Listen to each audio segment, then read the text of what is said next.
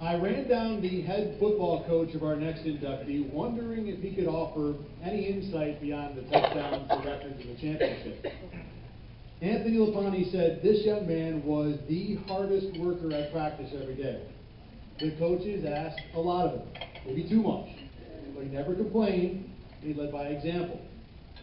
Coach Lapani also had a message, actually an apology, one I promised I would read for him tonight. Lapani says, first, I'm sorry I couldn't be here tonight. Our family had a prior commitment. Second, we should have given you the ball 4 consecutive times in our overtime loss to Batavia in your senior year. A coaching mistake that haunts me to this day. I know that I have had the chance to apologize to your father, but I also wanted to make sure that you knew that reflection on our mistakes makes us better. Because the very next year, when we found ourselves in overtime again against Victor, I made sure we gave the ball to Quinn Walton 4 consecutive times, and the result was different. What was incredible about this is that although you had the right to blast me for this very bad mistake, you took the high road, Timmy. You never said a word to me out of anger or hurt because you are a man of character and integrity. Your parents did an amazing job raising you, and you always respected each and every coach, player, and person affiliated with our program. Thank you, Timmy, for always taking the high road and for representing your family, school, teammates, and Aquinas the way that you do. You have been and continue to be first class. Please welcome to the podium, class of 1998, Tim Campe.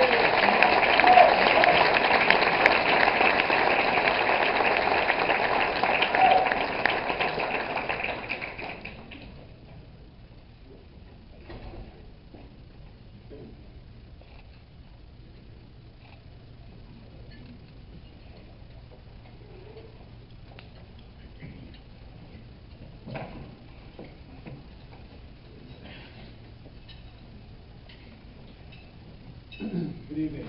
I'd like to start out by congratulating my fellow honorees. It is a privilege to be recognized alongside you. I want to recognize and thank Chris Rout and the entire Aquinas Hall of Fame committee for organizing this event. There are countless people who have been integral in my standing up here tonight.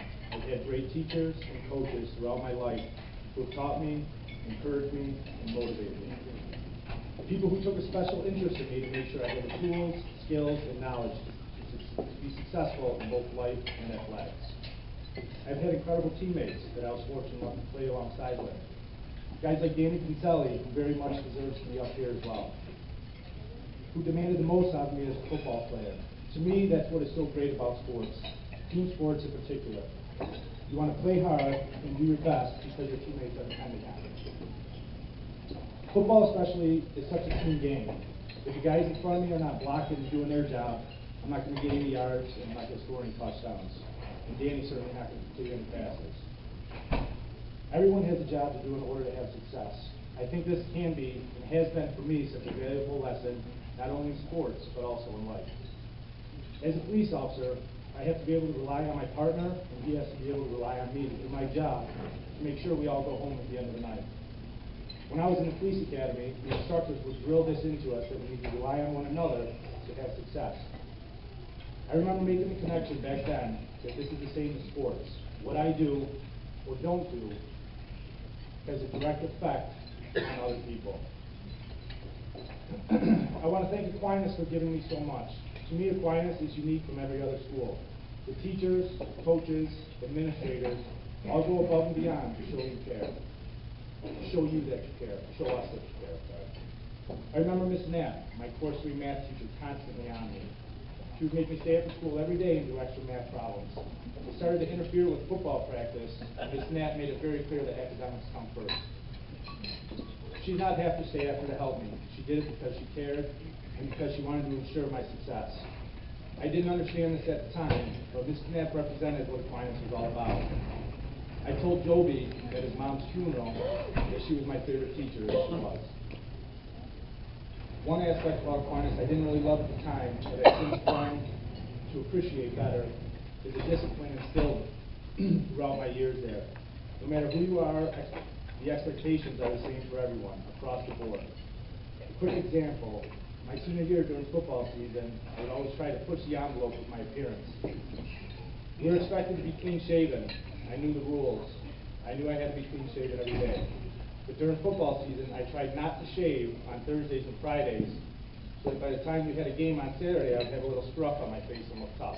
I got away with it for the first week or two, but like anything, when you push too far, you eventually get caught. So I'm walking down the hall, and I see Mr. McGuire standing in the hallway. I try to turn around so he doesn't see me, but he does. And I hear that voice, the unmistakable Mr. McGuire voice, say, "Camp, my office now." Too embarrassed to tell him that I wanted to look tough, that's why I didn't shave, I told him I just forgot. He told me he was going to call my father and get his permission to make me shave in school. I had a tiny bit of hope my dad would side with me, but he sold me out. The next thing I know, I'm in the bathroom with a disposable razor and water. No shaving cream, no aftershave, just carving my face away. So back to the original point is that the rules are the rules at Aquinas, and the expectation is that everyone is to follow them. Just a small example of what sets Aquinas apart from other schools. I'm the second in line out of 4 kids. My siblings and I were very fortunate to be born in Ron and Anita Camp. We all started at Mother Sorrows and eventually graduated from Aquinas, ultimately graduating from various colleges.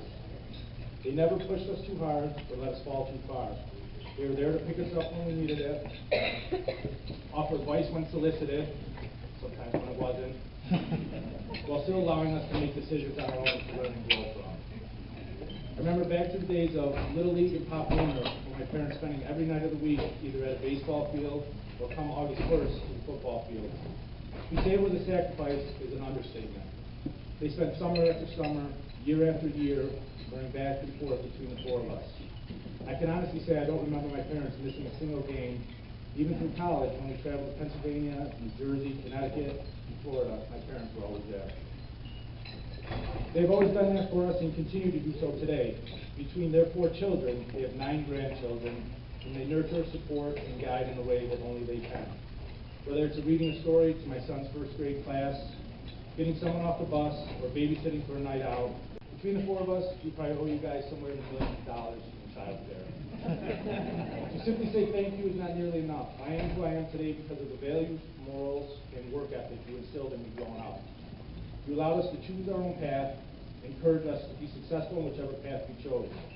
Growing up, you never made us play any sport, but you always said if you choose to play, you better play hard and you better do your best. I think Brian, Katie, and Stephen have all taken that philosophy and applied it to our lives today. When my daughter Sydney, who's now 9, was born, I remember thinking, I don't know how to be a parent. I didn't know how to change a diaper, let alone raise a child. But as the years have gone by, I realized that being a parent has come natural for me, and it's because of the foundation my mom and dad laid out for me in the way that I was raised. Finally, I want to thank my wife, Kristen. Thank you for giving me 2 awesome kids. Thank you for always being there. Being married to a cop's not easy. My schedule is difficult, and I often have to work weekends, nights, and holidays, and you never complain. You're the one getting the kids from school, rushing to practice, then home for dinners, showers, and homework. Never complaining, just doing what needs to be done in order for our family to be strong. In closing, Aquinas has given me lifelong friendships, a solid academic foundation, an appreciation for discipline and teamwork, and an overwhelming gratitude for family. Thank you.